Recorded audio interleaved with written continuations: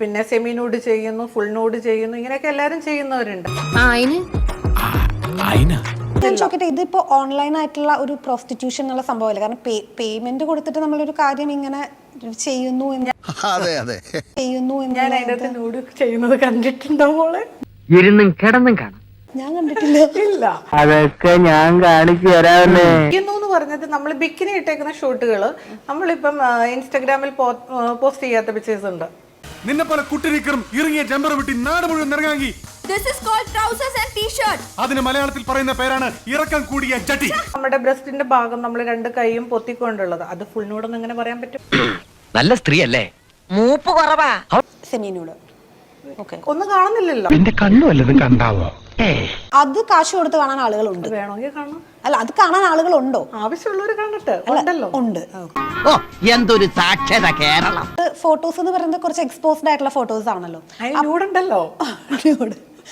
സ്വന്തമായിട്ട് വെബ്സൈറ്റ് ഉള്ള ടീമാ www.sarasu.com. ഇപ്പൊ എനിക്ക് ചോദിക്കുന്നത് എന്താ, 50,000 രൂപ തരാം, ഒരു രാത്രി വരുമോ എന്നാണ് ചോദിക്കുന്നത്. അത്രക്ക് ദാരിദ്ര്യങ്ങളൊന്നും ഈ നാട്ടിലില്ല.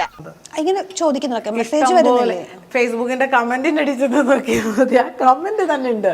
ഫോൺ നമ്പർ ഇട്ടിട്ട് പേയ്മെന്റ് ചെയ്യാമെന്നും പറഞ്ഞിട്ടാണ് കമന്റുകൾ ഉണ്ടല്ലോ.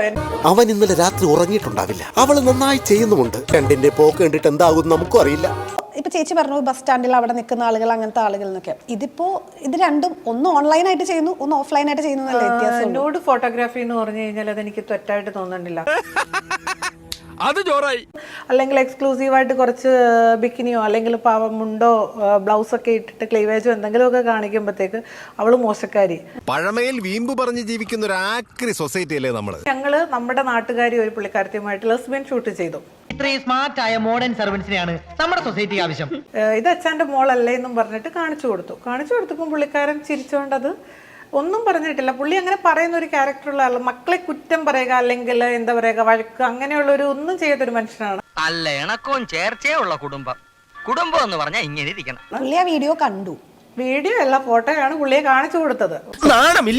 എല്ലാം കാണിച്ചു വച്ചതും പോരാ, ഇനി അത് പബ്ലിക്കായിട്ട് തുറന്നു പറയുന്ന. ആ ഫോട്ടോ കൊള്ളാമെന്നൊരു വാക്ക് പറഞ്ഞു. പുള്ളിക്കാരത്തെ ഒന്ന് പരിചയപ്പെടുത്തി തരണേന്ന് പറഞ്ഞു. മകനെ ഫോട്ടോ അത് കാണാൻ വേണ്ടിട്ട്, ആളിനെ ഒന്ന് അറിയാൻ വേണ്ടിട്ട്, അല്ലാതെ മോശമായിട്ടല്ല. കുഞ്ഞിന് എന്നെ പറ്റിയ തെറ്റിദ്ധാരണ ഒന്നുമില്ലല്ലോ, തീരില്ല. അത് മതി. ഇപ്പോഴെനിക്ക് സമാധാനമായത്.